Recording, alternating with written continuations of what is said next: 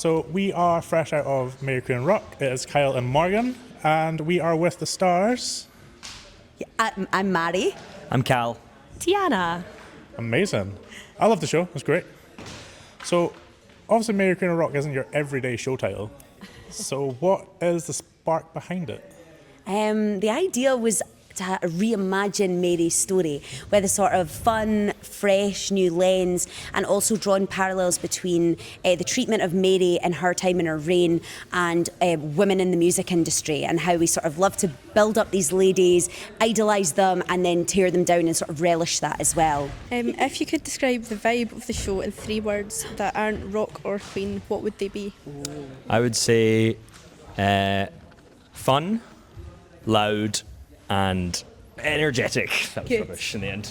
What was the biggest challenge bringing the worlds of rock and pop together? The biggest challenge was actually probably not being overly snobby in the rock attitude, and we're really keen on doing that, to not have Mary tearing down Lizzie as a pop star and, you know, making fun of her for that's what she's doing, just recognising that she's somebody in her own lane and she's doing her own thing, and she just doesn't want anything to do with it, but that doesn't mean that what Lizzie's doing isn't great. That's probably the biggest challenge. The casting is such a huge part of creating the magic. Can you tell us a behind-the-scenes story about how this group came together and the energy they bring to the stage? Well, I mean, first of all, that's how Pretty Knickers came together, and then I was asked lovely asked to come on board very lovingly last year for the first edition of it, and it was a real treat. These guys had a meeting and they needed some extra people, and then I happened to just post something of me singing, and then they went home and they were like, wait, hang on a second, that's exactly the kind of music that we're talking about. We need that voice. Yeah, so it was a real big treat to get to come on board with that and to get to jump in with a really fabulous, fantastic theatre company that are full of really hard, passionate and really bloody talented people. So, yeah. Every performance has those goosebump moments. So where would you say you feel those in the show?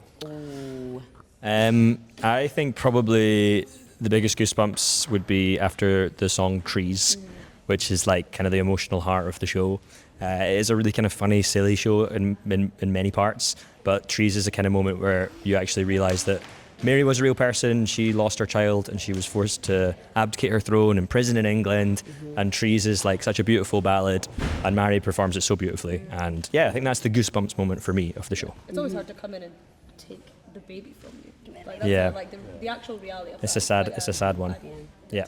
Dunfermline's Carnegie Theatre has its own special character. How does the venue itself help shape the atmosphere? Good question. I mean, we have just come off the back of the Fringe and we had very little space on stage. So it was very exciting to be able to properly move around. And yeah, all day we've just been talking about how amazing and how kitted out the theatre is. And it's just, it just feels really special to be here. It has a lovely energy. Everybody that we've worked with has, been the nicest people.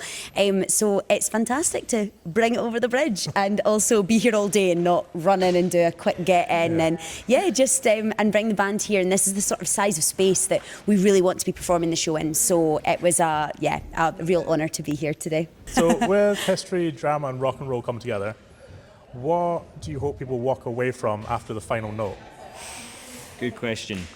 I would hope people walk away with a slightly new perspective on Mary Queen of Scots and her position in history. I hope that people are kind of inspired to go away and learn more about her story, read some books, watch some more content, listen to some cool podcasts, as we did, because it's such an amazingly interesting period of Scottish history.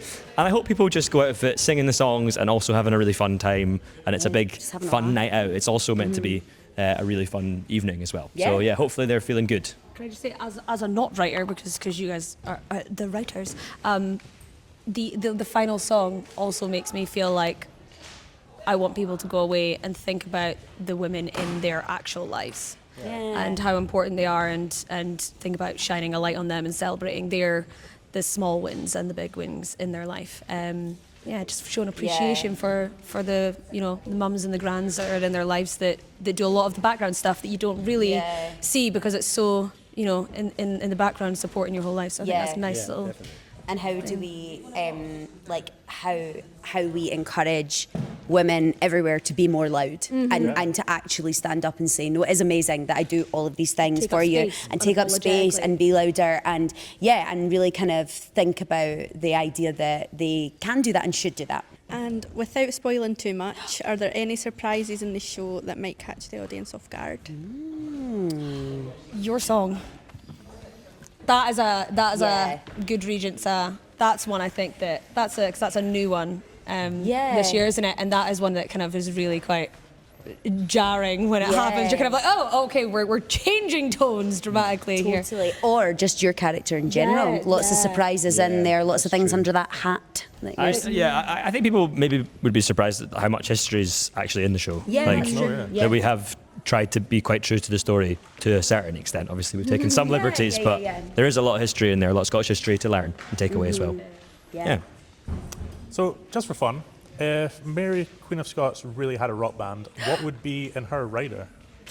Oh my gosh, fantastic question. Firstly, well, she loved dogs. She loved small fluffy dogs. So I like to think that she would have like loads of like pampering things for her dogs. Like she would be like, oh, we need only filtered water for the dogs. We need Sparkling water for the dogs. Yes, So I think that like she would be like a real dog mom and like want all of that. Also, she's got to have some expensive whiskey. She's got to be drinking her. Golf clubs. Golf club. She loved to play golf. She did. It's a fun fact about Mary Queen of Scots. Yeah. So maybe she would she'd need like clubs. or like Like a little some putting green or passes. something, yeah. Nice like record player in her room so she can have some good banging tunes going on while she's for getting sure. ready. Yeah. And also a hairstylist. Yeah. course. Yeah. Yeah.